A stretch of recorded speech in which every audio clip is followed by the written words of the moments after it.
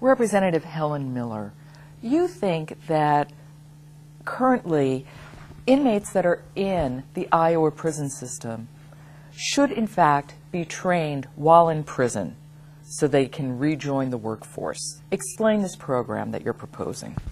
What I'm proposing is a program that would provide us with an alternative workforce. Within the next 5 to 10 years, Iowa is going to be experiencing a very severe shortage of workers. Our children are leaving the state and our population is aging. And so we need to utilize every faction of our society in Iowa to put them to work so that we can have the resources we need to maintain our state. One of those resources that's very important is the prison population. In my district, I have the Fort Dodge Correctional Facility, which houses the youngest offenders, average age of 26. These individuals will be returning to prison. Our recidivism rates are about 40%. We have discovered that when inmates have been trained and are out in the community working, gainfully employed, they don't return to prison. And if they do, the prison return rate is about 4.5%. So we think this would be a huge advantage to the state in terms of developing its workforce and in terms of preventing recidivism. What would you pay a prisoner? The legislation that I'm proposing will allow that individual to earn the going rate for whatever that work would be outside of the prison. And how have people responded to your proposal? What have your constituents said about it?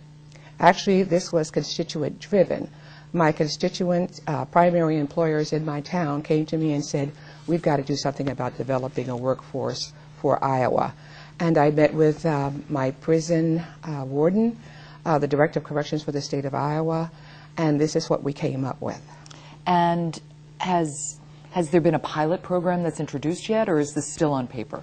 We have one facility located in Clarinda, Iowa, and at this facility there is an organization that's working there, a private company, and what they produce are trailers, H&H trailers, and this has been in operation for a number of years, starting with about 50 inmates inside the wall.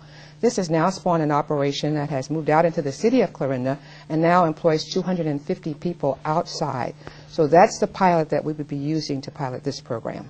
And what's the biggest challenge to getting this program off the ground? The biggest challenges I think we've more or less overcome.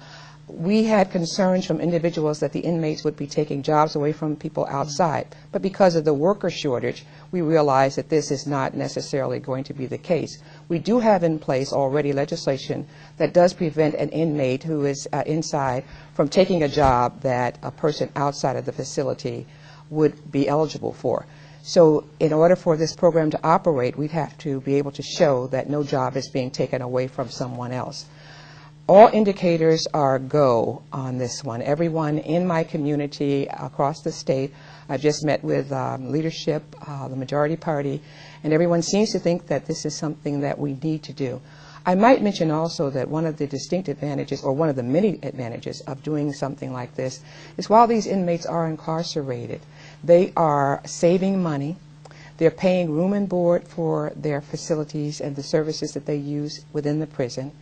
They are paying taxes, they're paying restitution, they're paying child support, and they're developing soft skills that will be necessary on the outside. It is really a shame that we just send inmates out into the world with nothing more than $25 to $100 gate money usually, and expect them to be able to make it. Representative Miller, thank you. Thank you.